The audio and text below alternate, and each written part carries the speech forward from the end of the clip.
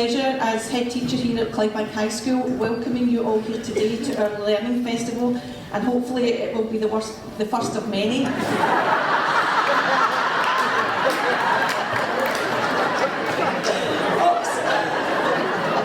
It's Friday, I'm tired. Before we start today, I'd like to really thank two people in particular who have made this happen.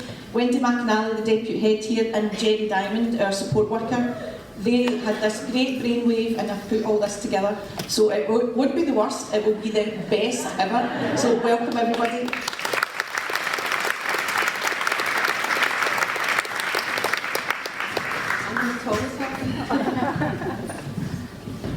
Thank you and welcome everyone to Clydebank High's first ever Learning Festival. So I'm going to need a wee bit of audience participation here, so when I go like this, I need a cheer. So,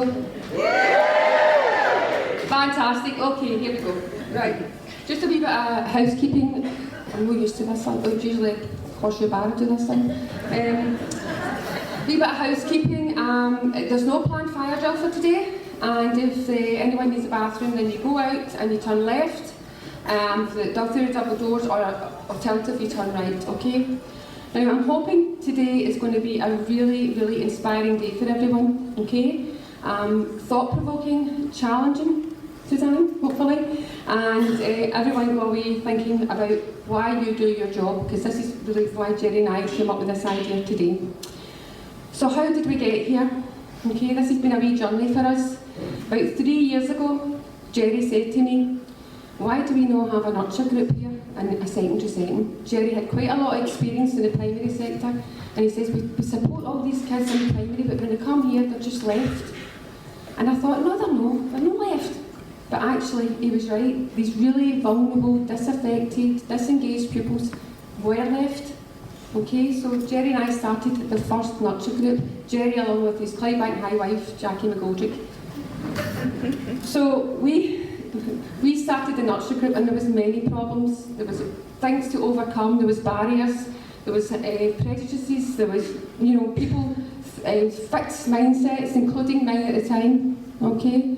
However, we had this wee group of kids who came, and almost immediately we started to see a massive change in their presentation. They started coming to school. They started coming to school on time. They started managing a whole day, and very quickly we thought, this works. And at the same time, we would also had the multi-agency hub come to our school, which meant extra resources along with educational psychology time. So Sue Hubbard and I, and she's looking at me over there, sat down, and no, it wasn't on the back of a bag packet, Sue. And we thought, right, we need to get staff involved in this. So along with Alison Fothergill, the other educational psychologist, they wrote 7 principles of nurture. And from that, we then asked staff, we didn't conscript them, we said, would you like training? 2 and a bit years down the line, we've got 140 staff in the school, and 83% of our staff have now been trained or in training. No matter if you're a teacher, no matter if you're a learning assistant, no matter if you're a pupil family support worker, no matter if you work in the office, no matter if you're a Janny, you can get access to this training, because we want our kids to be surrounded by people who know how to look after them, how to make them feel safe, and how to make them feel accepted. So, the question that teachers are always asked, so what? Police officers are asked, where's the evidence? Doctors are asked, how long? We're asked, so what? 2 and a bit years down the line, our exclusions are dropped by 2/3. Our alternative to exclusions is down by 65% and dropping. Our referrals to alternative provisions are down again by 2/3, which save the authority a huge lot of money, as well as keeping our pupils within the school. But what is at the heart of it is relationships within Clydebank High are so much stronger. Our school culture has changed. Okay? Nurture is not something that we do here at Clydebank High. Nurture is who we are.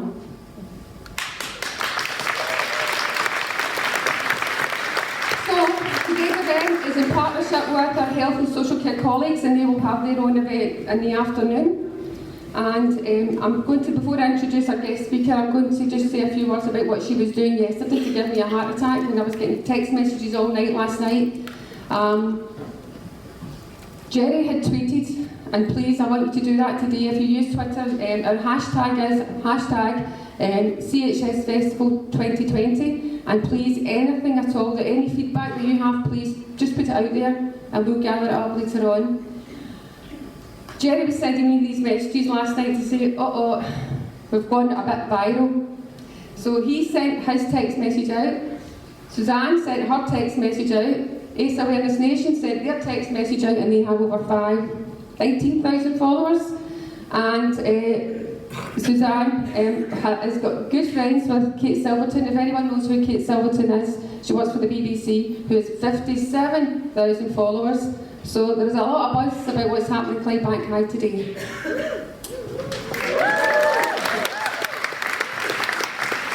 So without further ado, can I just introduce our very, very, very special speaker today? Okay, it is my pleasure to personally meet her. I've heard her speak before.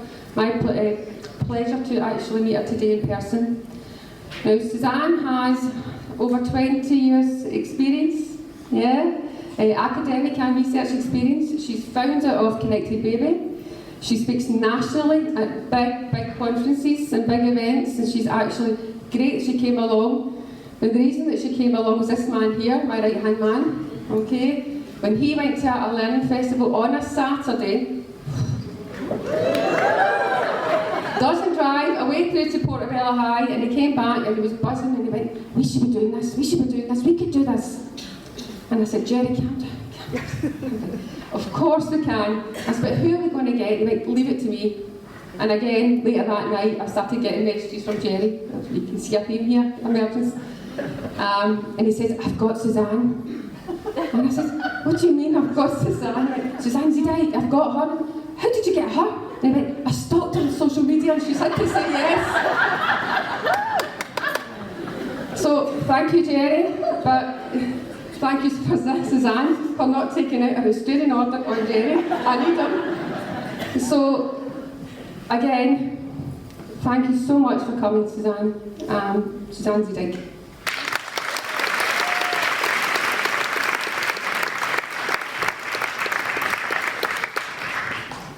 I cannot tell you what a delight it is to be here.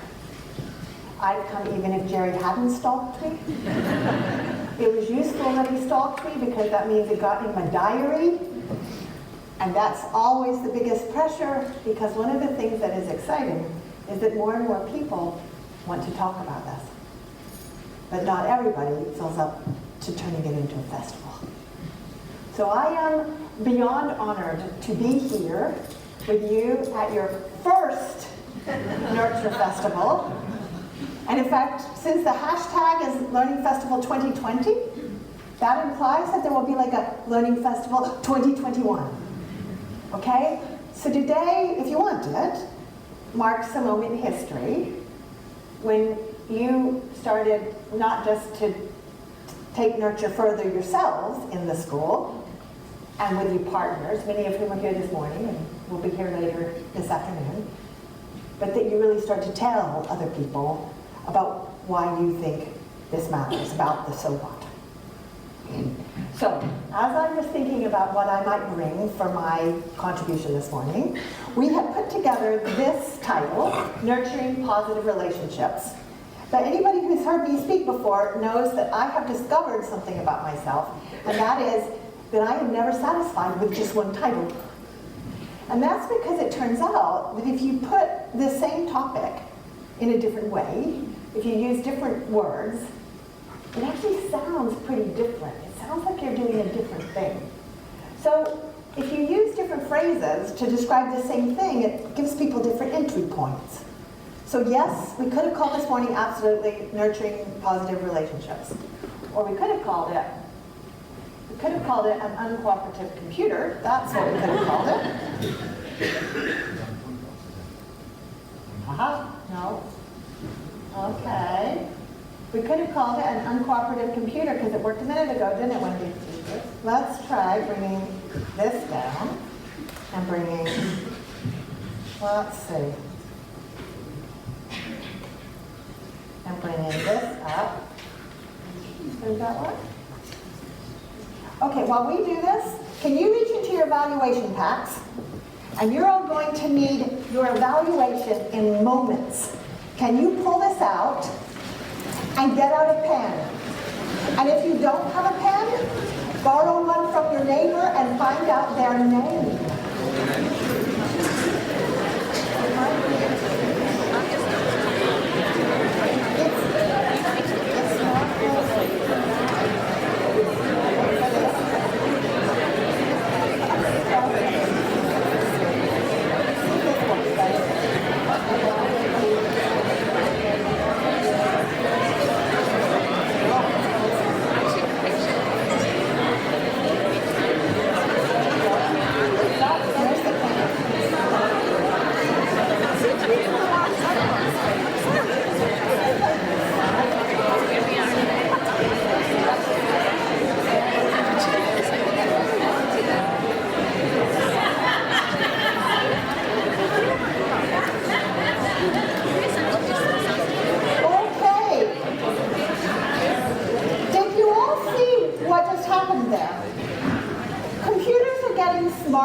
Smarter.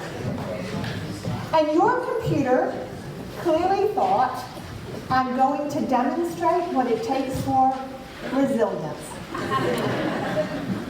I'm going to drop an unexpected surprise into Suzanne's life, in which she doesn't quite know what the solution will be to the problem. I'm going to do it in front of 300 people so that they can all watch her cope. And I'm going to send her cortisol levels skyrocket. Because if I send her cortisol levels, that's the stress hormone, if I send them high, they will then stay high for at least 20 minutes. Which means it will take a while for them to drop off. Okay, part of the reason I'm pointing that out is because that happens for tons of our children. Something happens that they didn't expect. Please come in. Or actually, they've gotten used to a really chaotic morning, and they arrive with you with their cortisol levels really high. And that means it will be harder for them to learn. It will be harder for them to behave. It will be harder for them to engage with friends, listen to you. But here's the other thing that the computer somehow knew to provide. The computer provided help. Because two people rushed to help me figure out what was wrong with this clicker. So my cortisol levels are lower because I have help, which means that I can stay more in tune with you. If you step in to help children who arrive with high cortisol levels, then they can behave. They can learn. They can start their day in a better way. So the computer has just demonstrated one of the ideas that is at the core of what we are talking about today. Is that useful to know? Good, because I am not grateful to that computer. So I'm glad you are. Because I was saying, we could have called it Nurturing Positive Relationships, or we could have called this morning Scotland in a Time of Conversation. Because I think that's where we are. I think we as a country are having a big conversation that we were not having even 5 years ago. I date the start of this conversation that we're having to about 3 years ago. We're in the middle of trying to figure out what does nurture mean. And in fact, we could have called this morning that. Does nurture matter? Like, how much? And I phrase this title this way because you need to decide what you think the answer is. How much does nurture matter? You need to let what's happening in the room. You need to feel that silence. Those are those weird silences. They like descend from the ceiling. I often have no idea where they come from, but you just make that happen.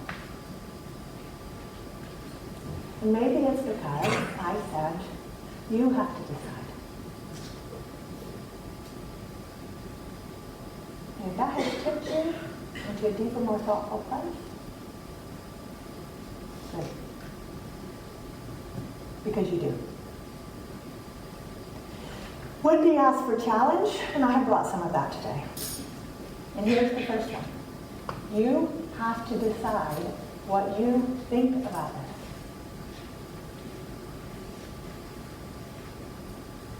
You do not have to do what the local authority says. If anyone is here from the local authority, they may be just going, what did she just say? I'm glad you're laughing, because I want us to laugh. Because what if the local authority said nurture doesn't really matter? What if the local authority says, we're going to have to cut the budget more and we're going to have to cut nurture provision? You need to know what you think about that. What if Jerry says, I'm really tired of doing this. This turns out to be a lot of work. I think we should stop this. You need to know what you think about him saying it. Because we're in the middle of a big conversation. And we didn't always used to think about this as a country. And there is some debate. And across the border, they're not quite having this conversation. Should they be? Or is it just a Scottish thing? Or is it just a Clyde thing? You need to know how important you think this is. And so does everybody else in the country. So, if I had called today anything, this is what I would have called it. I would have called it simply, why you matter. And you matter for figuring out what you do in direct relation to your pupils, to the children you spend time with, to the staff you spend time with. You matter for that. What do you do with this in practice? But you also matter because if we are in the middle of a conversation, you need to be in the middle of that national conversation. And you need to know what you think so that you can have conversations with other people and get excited with the people who think, yes, we should be doing something else. Like clearly Jerry and Wendy were texting about nurture, like at night when they could have been at the gym, having a drink, watching TV. Instead they're texting about a nurture conference at the school. Those are called obsessed people. Do we need more obsessed people? Is it do we need people saying we should calm down about this? You need to know where you stand in that conversation. Okay. So, here's what I thought we would do with me this morning. I thought I would do three things. I would talk about the conversation that Scotland is having. I would then talk a bit about attachment, because that's the fancy scientific term for nurture. And then I thought I would come back to that language of nurture. That's what I thought I would do. Does that sound okay to you? Okay, yay. But first, can you please pull out that piece of paper that I just got you to have? And you see on the back of the evaluation sheet, you've got big boxes that say 1 and 2. Can you please, under 1, write the answer to this question? Why did you want to come today?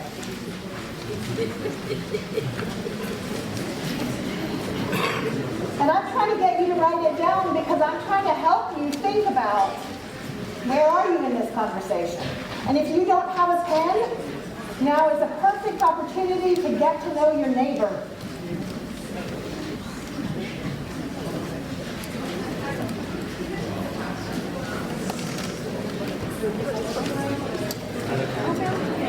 Why did you want to come today?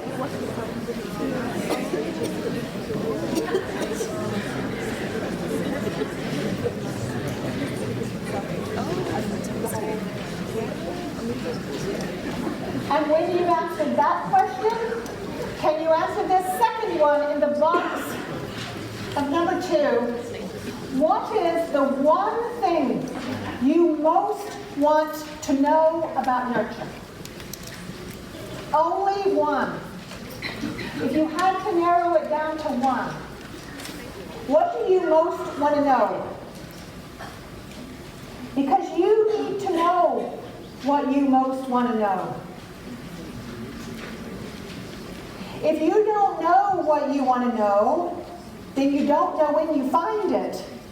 And it could be here today, the thing you most want to know about nurture. Therefore, if you know what you want to know, you're looking for it. But of course, it might not be here today. So it may be that you're going to need to look beyond today in order to find out what you most need to know. And so when I force you to write down the answer to this question, I am really pushing us. What if what you most want to know is not something that the local authority yet thought to tell you? So in other words, I am trying to push us beyond what policies and practice statements might be telling us. I am really trying to get us to figure out, what do I need to know? So do you know what you most need to know? And have you put that down on a piece of paper? Have you written that down? Okay, yay. Can you please turn to the person next to you and share what is the answer to that second question?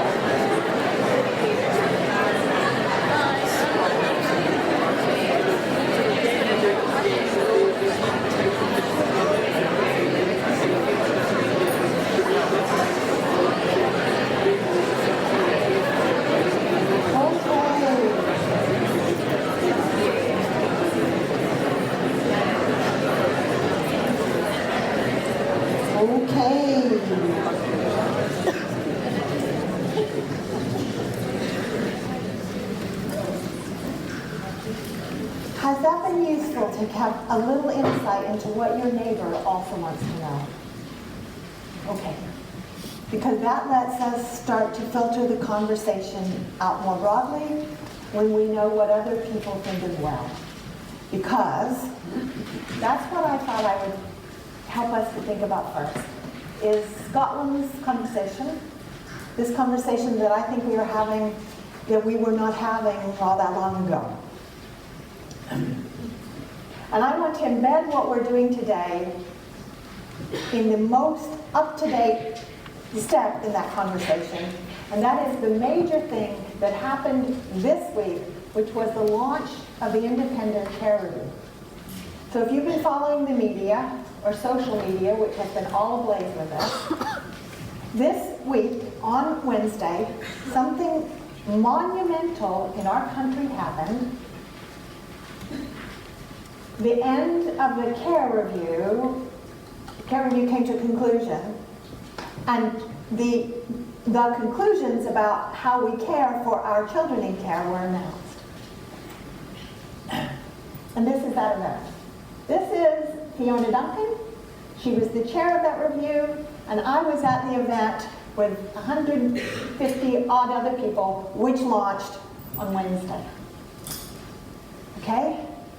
This is a major, major review. And the interesting thing about this review, amongst many things, okay, so that's Fiona Duncan, she's the chair. And she's just said that a lot of people should not do what their local authorities are telling them to do. So I'm safe when I said that earlier. Thousands and thousands of voices of children who are in care, or adults who were children in care, or the staff who care for children in care, were included in this review, and they came to the conclusion that we are not caring for our children in care, and that we need to change that. The courage that it has taken to do this is phenomenal. And for me, the decision even to have such a review, then carried out and now have arguments about how we're going to implement it, is the latest stage of the conversation we are having about nurture for our children. So I like images like this. It reminds me, lots of us are in this conversation. I have taken photos already this morning, and when I can get a signal, I will tweet those to say, here are more people having conversations about nurture. Here are the packs that are distributed with the reports. And okay, so this is one of those. This is a set of very hopeful chairs, guys. All of them carries a set of the reports, and the pack came with 7 reports. And I just really brought these as show and tell, so that we can see, okay, so this is several years' work. If these reports go on a shelf, then it was a really fun day out. If the insights and the information in these reports don't get fit into practice, don't change the policies of local authorities, then this was wasted time. So for all that review has been a major undertaking for thousands of people, this is the really tricky time. What happens as a result of that review? This is Nicola Sturgeon. That afternoon, it was live streamed to the event. The first thing she said in front of the Scottish Parliament was that we're going to need to rethink the care system, because the review has shown that we're damaging our children. If your children are in care, in the school, or in any of the other settings who are represented here today, I think you will. The system has not served them. Despite the best intentions of the people in the system, we're not serving. And Nicola Sturgeon has stood up in front of the Scottish Parliament and said, we need to do this differently. And then it hit the press. So here are 2 articles. The Scottish care system is set for radical overhaul after a landmark report lays bare the human and economic cost. And this one from the Scotsman. The Scottish Care Review Report calls for radical overhaul of a fractured system. I brought this today. I was up late making new slides because this is the most up-to-date example of a national conversation that we are having about nurture. This is the symbol that they've been using. It's almost become the logo of that review. It's a heart. And they are explicitly using the word love. We must put love back in the care system. We must put it at the core of the care system. The thing about the word love is that it makes professionals nervous. We're not quite sure what we do with that. We're not quite sure that's our job. Isn't it someone else's job? And the thing about the care system is, if you're a foster carer, if your job isn't to love the children, where will they get them? And then once we can go down that route, we can then move that out further and go, so is it the job of schools to love children? Is it the job of teachers to love children? No, I don't quite know if that word fits.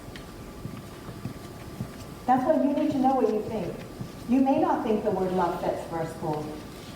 What if some of your colleagues think it does fit? You need to have conversations about that. Because the care review is now insisting that we think about the word love, which used to be all mushy and feely, So this was the latest contribution to the national conversation. It occurred on Wednesday. And this is Friday's contribution to that conversation.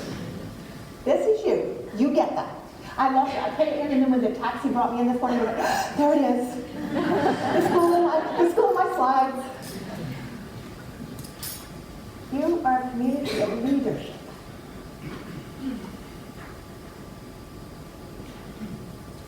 Guys, I mean it. On Wednesday, we launched a gigantic review. That was Wednesday's contribution to the national conversation. You are Friday.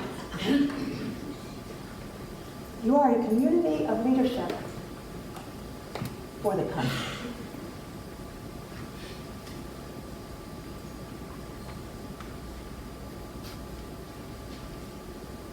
I mean that. And you can see the long pause I left, because I want to give you time to think about that. And I actually want to give you time to feel about that. Because here is the fascinating thing for me. I bet for lots of you, and I watched your faces all the way to Wendy's. Wendy was totally cool with this slide. She was fine with a community of leadership. Yes, we are. Until you go, a community of leadership for the country? Oh, no. I don't know about the country.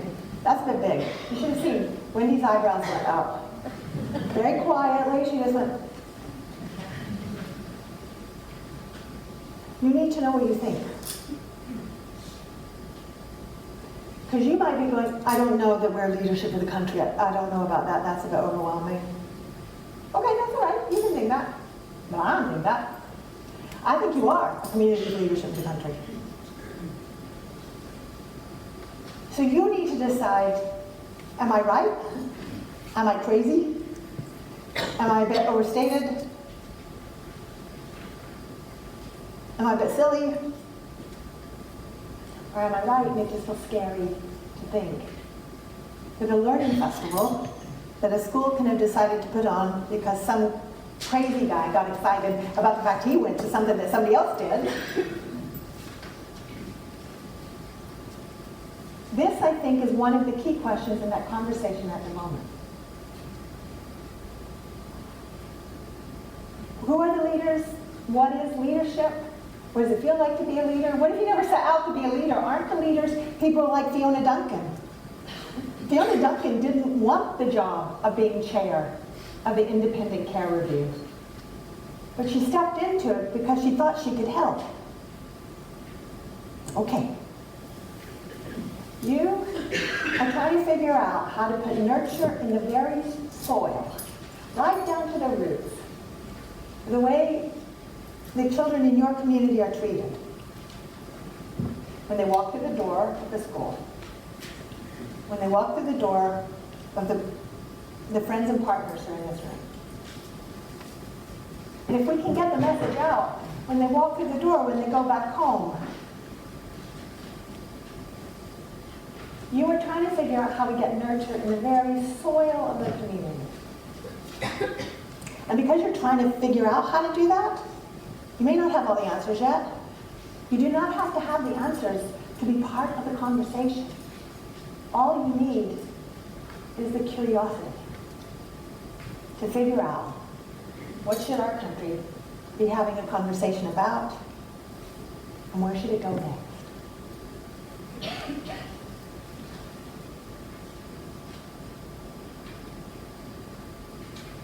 Is that helpful to have said?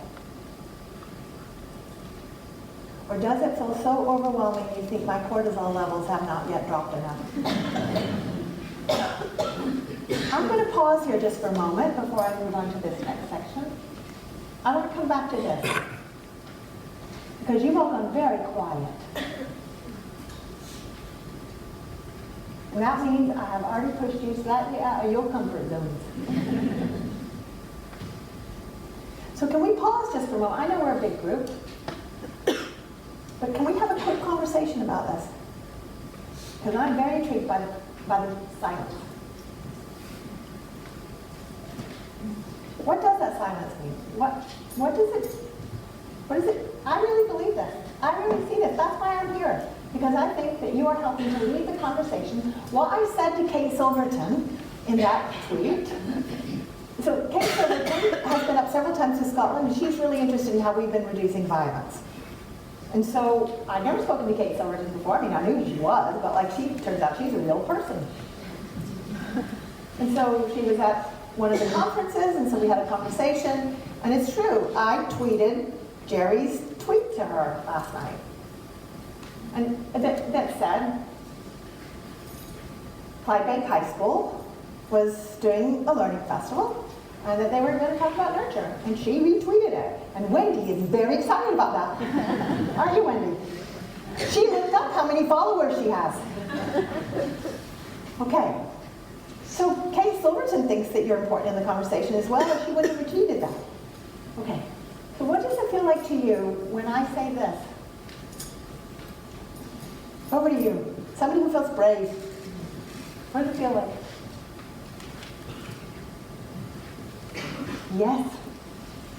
Please. Liz, and I've met you before. Liz, it's lovely to see you. I'll come and give you a hug after this talk. I'm delighted that we're having this conversation in a high school because it's been very important in the early years in Western Baptist Church for a long time. But we still have a battle with our local authority, and if you're here, I'm sorry, I thought you were not happy when I said it. To get it at the top of the agenda, and it really makes me feel so happy that we're doing this today.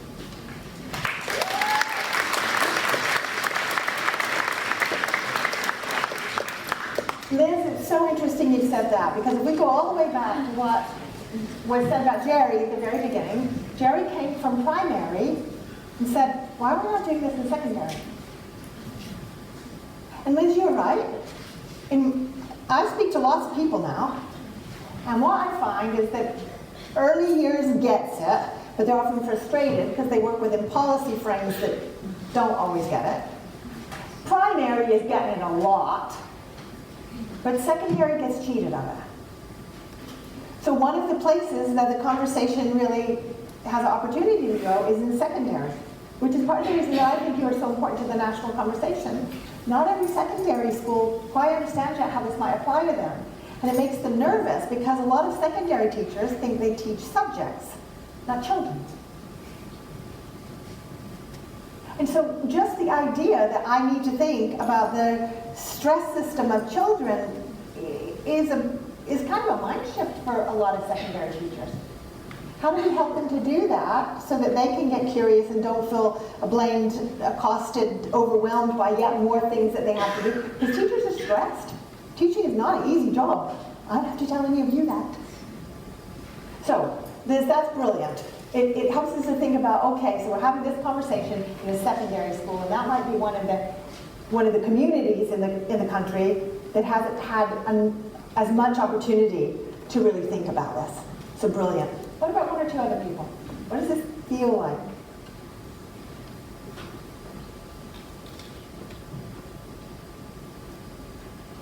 Here's the lovely thing. I can outweigh with silence and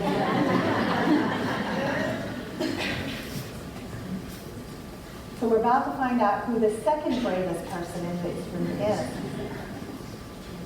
Yes? It feels exciting?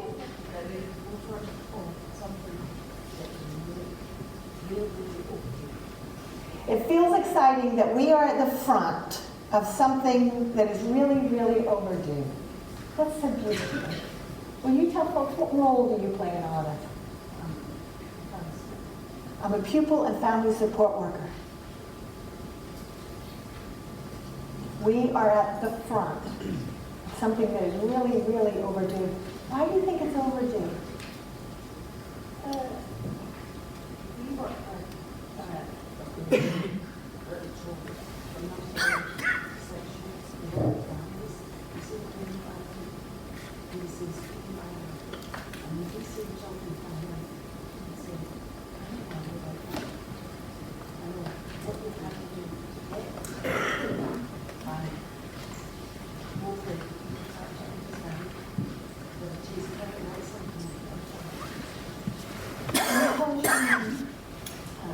Anna.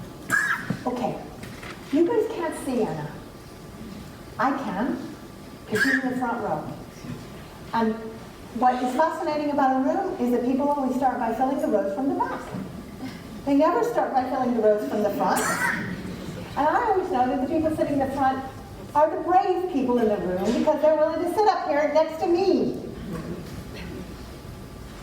Anna is very brave, not only because she's sitting in the front row, but I hope it's okay to point out. Anna's teared up. Anna's going like this right now. And I hope it's okay that I've highlighted that Anna. And I've never met Anna in my life. So right now she might be thinking, no, it is not okay that you do that. Anna just said, we see them from home to school. And lots of people have no idea how much it takes for them to walk in the front door of us. And a number of you are going like this right now? Okay, so for all the children and families that you're thinking about there, Anna, when you say that, they come through the door with their bodies full of cortisol, which is what happened with my computer victims. And you think it's long overdue. So that means that there are children who've been struggling that we've missed because we weren't having the kind of conversations in the country which helped us to know to pay attention to that. And it's so monumental for Anna that saying it out loud has actually got caught in her throat in her teardrops. And lots of people would squash that down. So Anna, thank you for being brave enough to do that in public and to trust me to make sure that everybody single in the room knew you were doing it. Please laugh, that will help her. Okay. I'm trying to play this up. I'm trying to help us to laugh. I'm trying to do some big emotions because actually it turns out that trying to have this conversation raises big emotions for all sorts of people. Individuals, organizations, local authorities, the funding decision makers. Okay, why do we need to have this conversation? And the answer is because children are born into the world with a biological attachment system that we need to pay attention to. And the fascinating thing for me as a developmental psychologist and a research scientist is that we have known about the attachment system for about 75 years now. We've known about the science of this for a very long time. And somehow it hasn't made it into our practice and our policies in the ways that would have helped us, would have helped our children, would have helped our parents, would have helped all of us. If we had understood the things that science was discovering. And so in fact, it's kind of interesting, my backstory for anybody who doesn't know is that I was at the University of Dundee as a research scientist and academic for 20 years, studying attachment and all sorts of other child development, and I began to get increasingly frustrated when I realized that people outside of the academy didn't have access to that science. And after a while, I couldn't live with that anymore. I began to feel immoral that the science didn't make it out. So I did a crazy thing. I took my job that I loved and I packed it in. And if you all go, ooh, that'll make me feel better. Thank you. Because it's a bit crazy to give up a job that you love, that you thought that's what you're going to be for the rest of your life in order to tell the public about science. Because science scares the public. And yet I thought everyone deserved to know what science understood about attachment. And I am not the first person, I'm certainly not the only one talking about it. I'm one of many voices. But I and we who are talking about it now are not the first people who've tried to do this.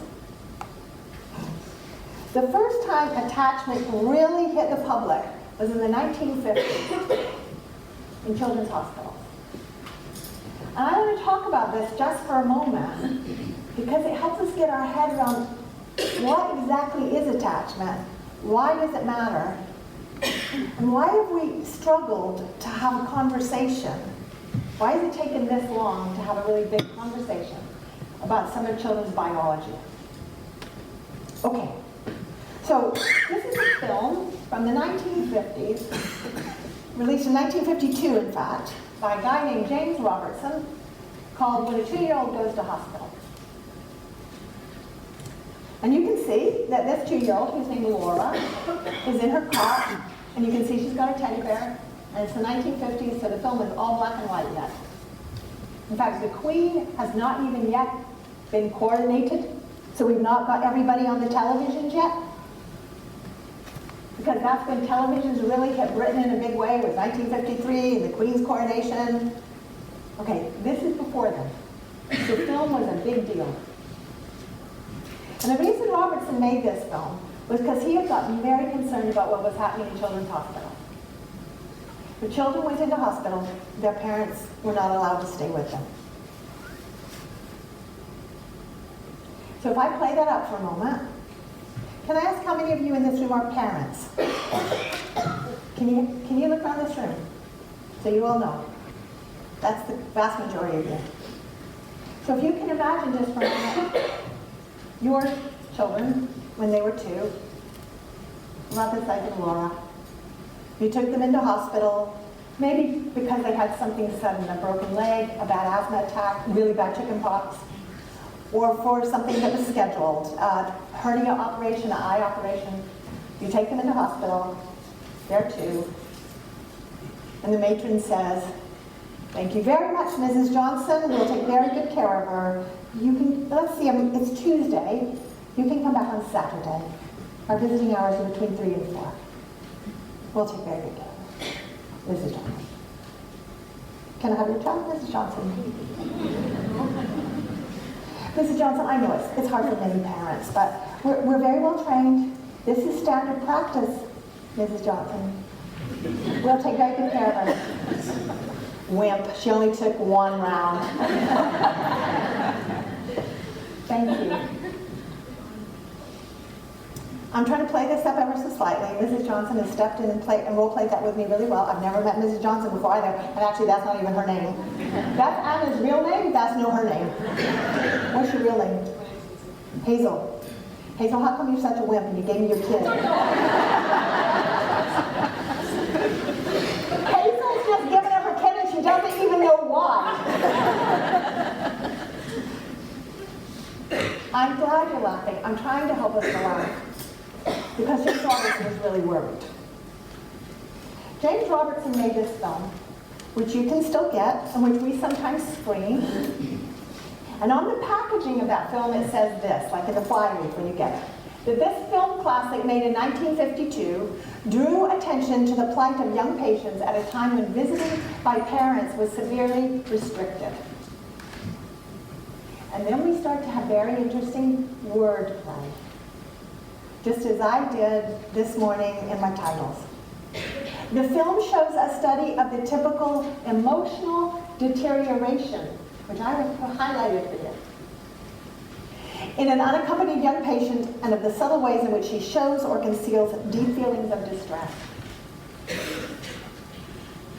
Those are Robertson's words, emotional deterioration. They are not the words the staff used.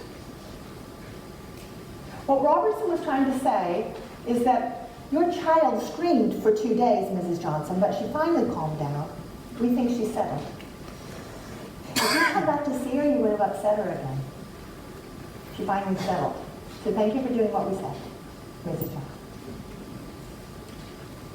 The staff thought the children had settled. And so when he said emotional deterioration, we weren't sure they were comfortable with that term.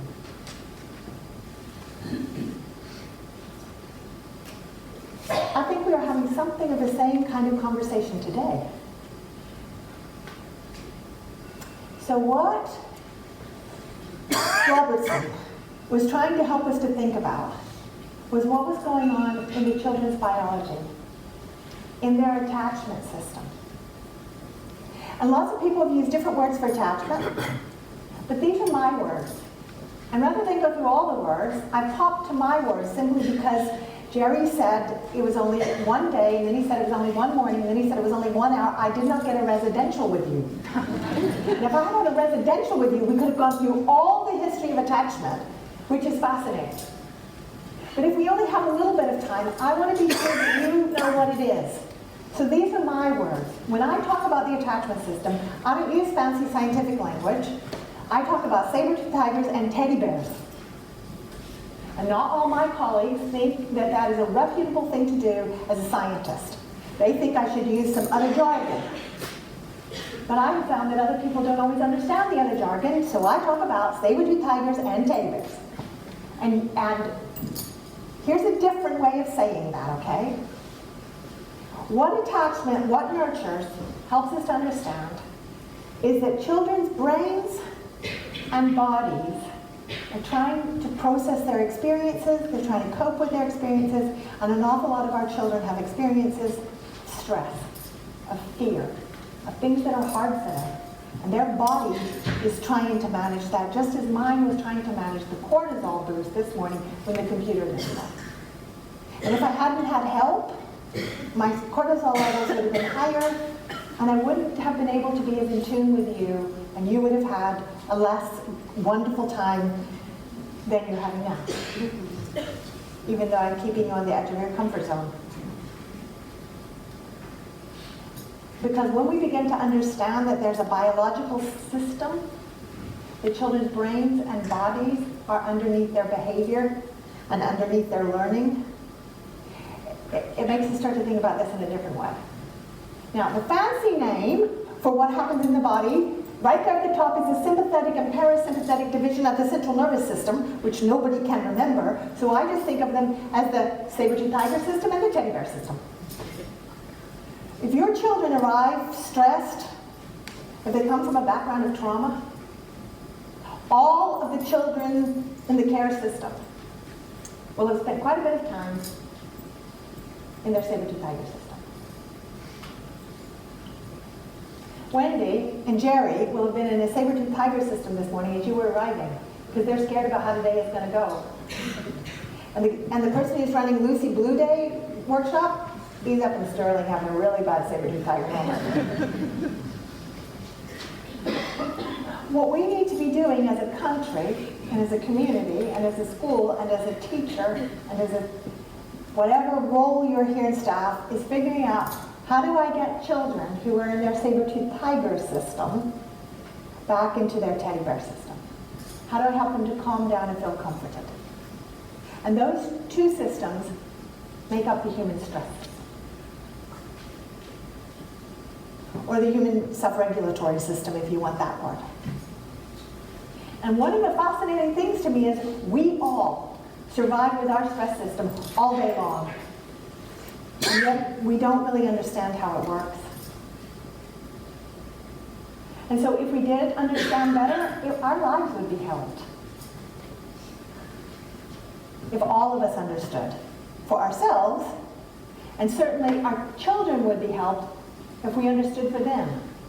So I have come to the conclusion, okay, once upon a time we didn't know that secondhand cigarette smoking was bad for people. We didn't know that. And once we learned it, and we had enough arguments about it with the people who, some people made money off of that kind of stuff, right? Eventually, we put that into place. And a long time before I was born, people didn't know the world was round. They thought it was flat. And eventually that idea got through and they began to adjust things. I think we're just there now. We didn't always used to understand this, so we're just in the middle of that conversation, and new things will happen as we come to understand that the reason children don't behave is not because they're bad people. We often treat them that they are. And our culture has taught us to treat children who don't behave as bad. So then, if they get treated like that enough, that actually gets into their biological system, and the idea that they are a bad person becomes woven into their biology. And our culture taught us to do that. So if right now you're sort of thinking, okay, I have done that sometimes, it's okay. We all live in a culture. And all the parents who smoked in the car and had their children breathe in secondhand smoke need to think about the fact that they've done that with their children when they didn't know. So we didn't know. But now we're trying to figure out how to have conversations so that we do know. So this is a very quick way to try to talk about how the stress system works. Because what you're trying to do in nurture is to help children who are in their saber-tooth tiger system come back into a teddy bear system. And you're trying to figure out, how do you do that in a school? Do you need that in a room? Do you need that in all the corridors? Do you need that in every single classroom? Do you need it in the foyer? Do you need like the grass outside? Do you need the crosswalk? Where would you start to integrate that kind of information? And if you want to know more about that phrase of saber-toothed tigers and teddy bears, yes, there's a book. You can buy that book if you want. I'm not here to publicize the book. What I'm trying to say is sometimes people go, where do I get more about that? Okay, there is this if you want it. But what I really think you should do is go read that article. Because don't you think it's interesting? I got very excited. This article that came out on Wednesday, it's got a teddy bear on it. People intuitively get teddy bears are about comfort. That's why I use that language. Children in the care system, children in your school that come from traumatized, scary, chaotic backgrounds have a fragile internal teddy bear system. And they may have difficulty getting back to it. And some of them may have never spent any time at all in that internal teddy bear system. And somehow the Scotsman, who never called me and said, what image shall we use in our article about the care review, intuitively got that somehow the children in the care system need more comfort. So it's really interesting when you can use metaphoric language that is all around us that helps people to get the children can be in scary places, parents can be in scary places, staff can be in scary places. And if we can come back to a place of calm and relaxation, we can think better through the problems that we have. And I now think the country is in a saber-toothed tiger place because we're trying to figure out what we're going to do about the fact that Fiona Duncan just said our care system doesn't work and it needs a radical overhaul. There are a lot of people at the moment very nervous about that. Okay. Has this been helpful to know?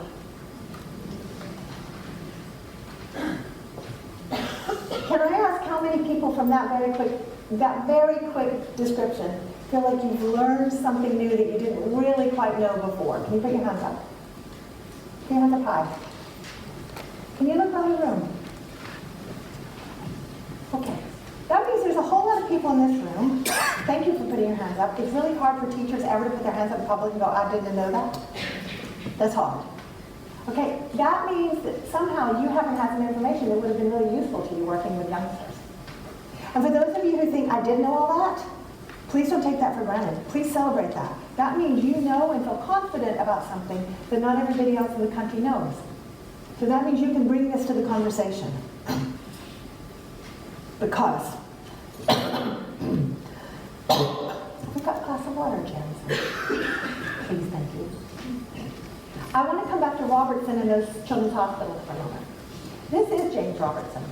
And this is the image of him with his wife Joyce. And they were trying to do work in the country in a time that is equivalent to where we are right now. And this is a really famous photo of them, and you can see right here, I know it looks like a guitar, but it's actually the camera that he made the film with. So you can look at that and go, wow, is that what cameras looked like in the 1950s? He used that camera to make this film, having never used a camera in his life. He could only afford 80 minutes of film, and he used up, because it was very expensive, they got funding, he had 80 minutes of film to make this film with, and he used up the first 4 learning how to use the camera. And I wanted to talk about Robertson for just a moment, because he comes from here. He comes from Rutherglen. He came from 10 miles down the road. And he did really groundbreaking work that I think we have not credited him enough for. And I talk about him sometimes, but I never put in his Wikipedia entry before. And I put in his Wikipedia entry so that you could, we're 10 miles down the road from where he came from. He was born in Rutherglen and grew up in a close-knit, working-class family. And he ended up in the wider world trying to help people to understand something of the same kind of conversation we are having now. But he had great difficulty doing it. When that film was released, and he used words like emotional deterioration, all hell broke loose. It upset a lot of people in the medical profession to think that they were not providing the care they thought they were. They were just doing what the policies had called for. They were just doing what the matron of the ward had said. They were just trying to get the parents to behave in accord with the system. And when he said, I'm not actually sure that's good for children, and we've got a lot of emerging data that really says we think we should rethink that, a lot of people got very angry at him. And so this is from a piece that I wrote in 2014, before we were having these big conversations, in which I tried to capture that. And I wrote why professionals are distressed by children's distress. The care review is going to make us see children's distress more clearly. Your wish to have a nurture policy is going to make the adults in your community see children's distress. And that's hard for us grown-ups. So, in one of the paragraphs of this piece, I said, I have not forgotten the hurt, puzzlement, and abuse that James Robertson described himself as feeling on release of his film in 1952, which would have really helped Mrs. Johnson, and she would have not had to give over her child. Medical staff accused him of slander and untruth. The reaction to the film about the emotional pain suffered by a 2-year-old in hospital was so angry that the decision was taken to withhold it from general release until the medical professions had had time to come to terms with its content. And Robertson's visual evidence had not, as he'd hoped, pierced the myth that children's wards were happy places. He had unleashed an explosive meltdown. The story of what happens when staff try to talk about, when campaigners try to talk about, when parents try to talk about, they weren't sure that this was good for children. There was a gigantic row that lasted for years. And I like that a number of you got very concerned eyebrows on your faces at the moment. That means you're thinking about this. I'm grateful, because this was very difficult at the time. And I think we're kind of back there.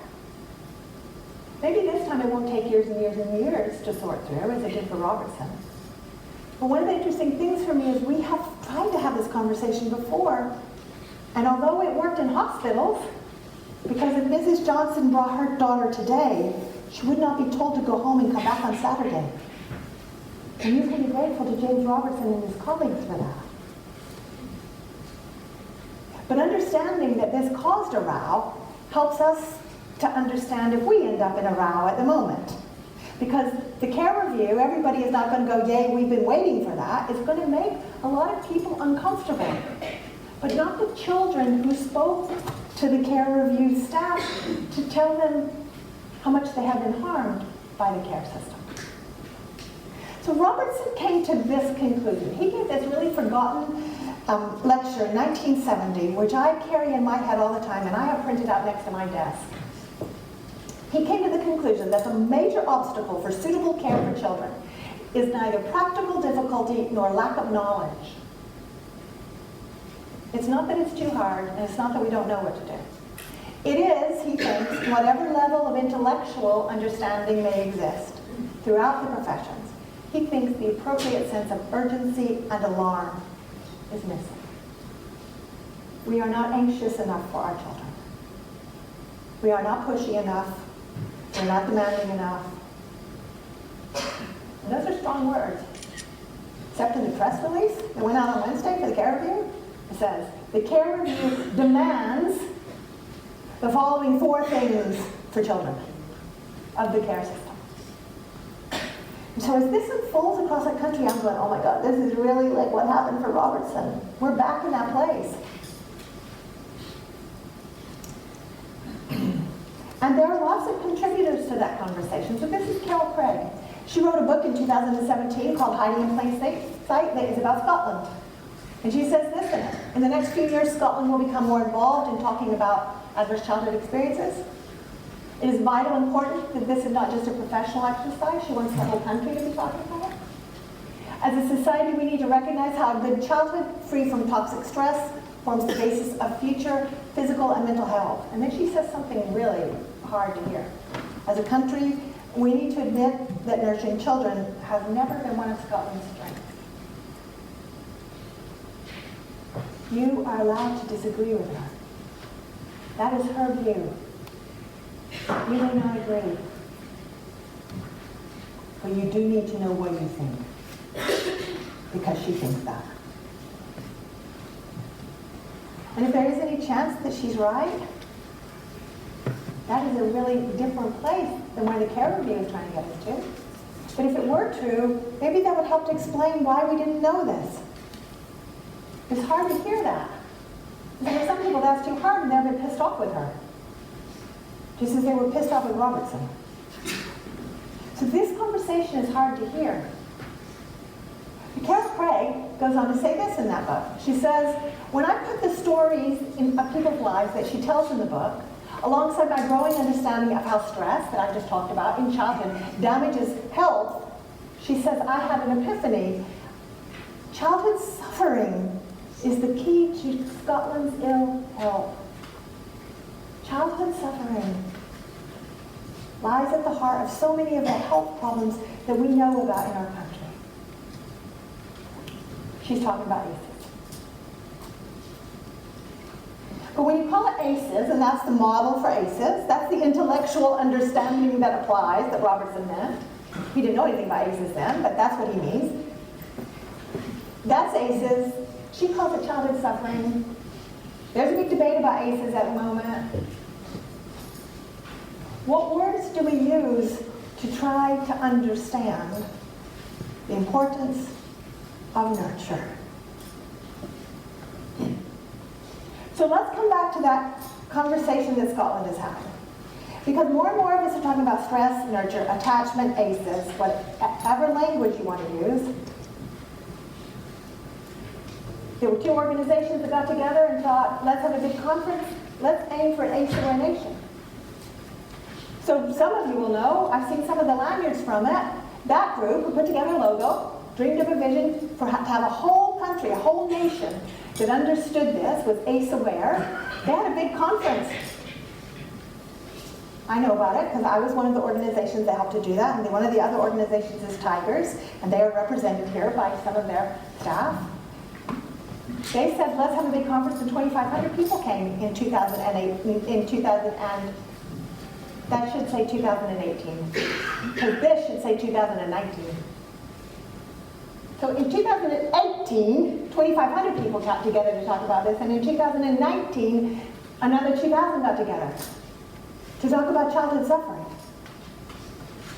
This is Portobello Learning Festival. This is that festival that Jerry first got this crazy idea in his head about, and this is the tweet that he sent last night saying that.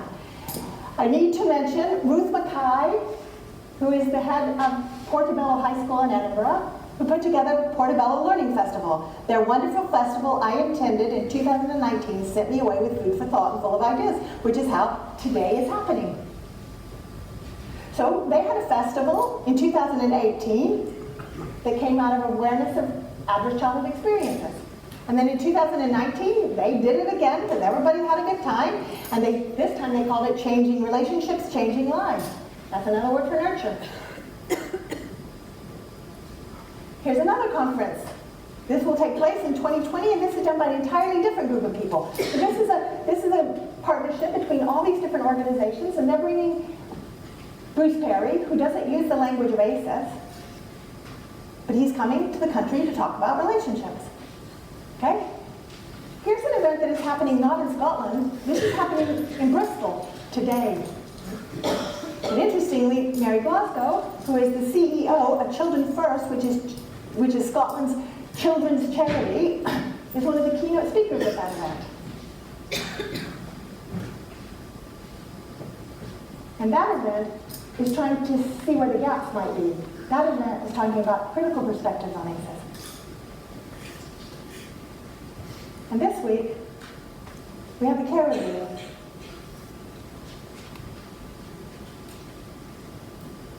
And now we're here on Friday.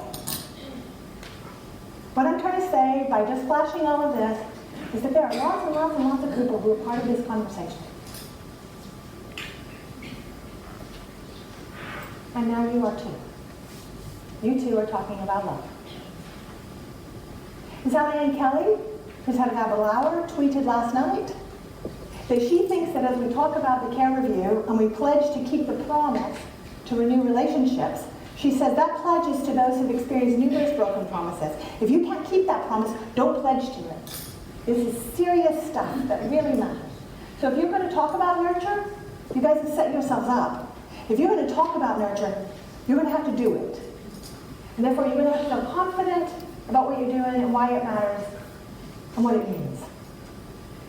But it makes you part of the conversation that we're having. And that's why I have tried to play this up, is so that you can step into that space and feel confident, because not everybody is yet in that space. Is that helpful to know how many other people around you are having that conversation? Yeah? Okay, some of you clearly love this idea, you like this, and others of you are like, okay. So that means there's lots of feelings in this room about this. So let me wind up by just talking for a few minutes about nurture.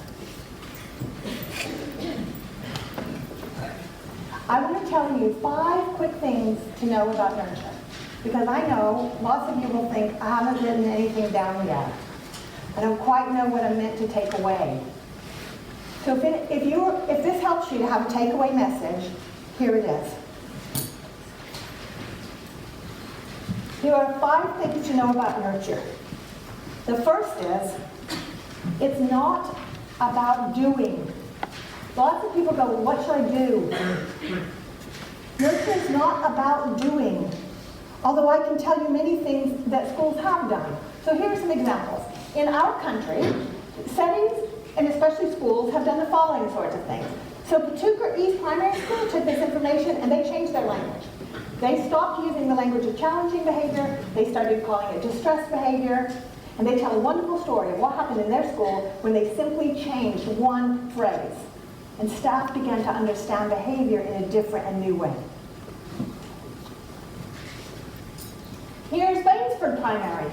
They began giving out connection bands so that their parents and their children who really struggle with parting have matching connection bands. They fill them full of kisses before they leave the household, and then when a child is missing her mother and her cortisol levels boost and she can't pay attention in class, she can reach down and get one of those kisses. And when she goes home, she can tell her mother how many kisses she needed that day. And her mother can tell her how many kisses she needed from her matching bracelet, because she missed her too. That little bracelet, which cost 50 pence, cost 50 pence, has changed the learning potential of a number of children in their school. And it changes their biology, which is why it's effective. Here's Lullaby Lane Nursery in Mulgai. So they're a partnership nursery. Here they are with 3-year-olds, teaching them breathing skills. This is a 3-year-old learning how to breathe out slowly, breathe in, breathe out slowly. It turns out all of us need breathing help. So they're starting with 3-year-olds who can get in tune with what their body needs. Here's another thing. Here's what secondary schools have done with this information. This is Portobello High School, which hosts the Learning Festival that animated Jerry. They started greeting students as they came in the classroom. So they weren't shuffling papers.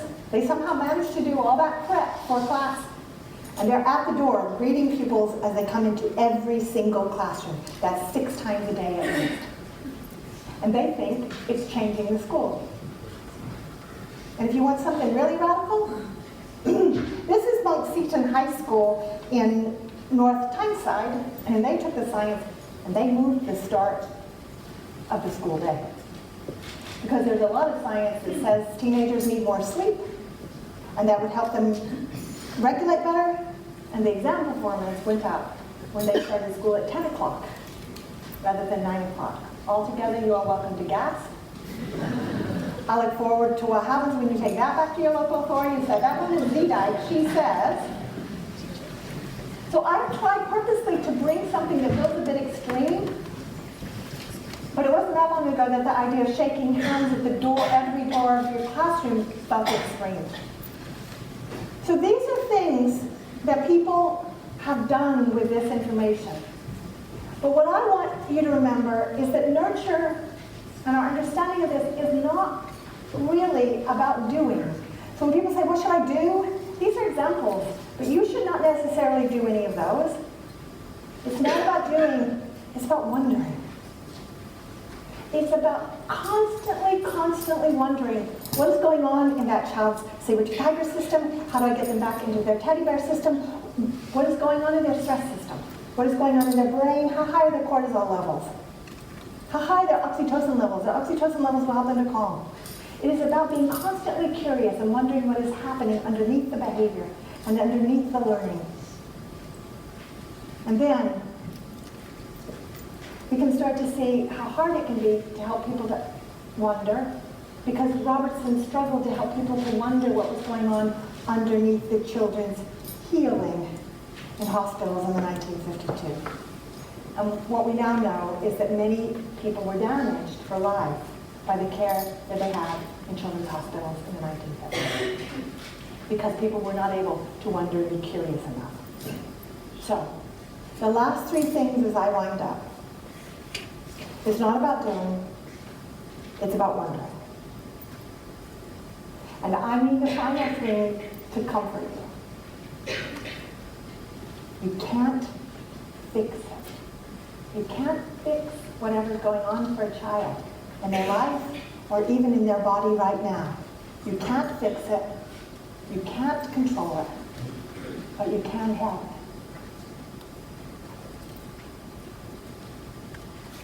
Your job is not to fix it for that child. You can't. And I think that lets a lot of people feel relieved, because we think we're supposed to fix it, because we got told as professionals that's what we're supposed to do is fix it. You don't have to fix it. All you have to do is help. All you have to do is be able and be willing to listen. What we are talking about is listening, and that's what the care review calls for most of all, is that we listen more closely to our children, their needs, their desires, and where their stress systems are. So, listening is at the heart of Scotland's conversation, is at the heart of your conversation, and if I then come all the way back and I summarize what I think I've talked about this morning, I think I'm talking about why you matter. You matter because if you can figure out how to do this with the children in your care, and you can figure out how to help more conversations going on, then that means that you are helping us to figure out how to put love, care, relationships, and nurture back in the center of everything we're doing. And I am really grateful for your courage in trying to figure out how to help the rest of the company to do that too. Thank you.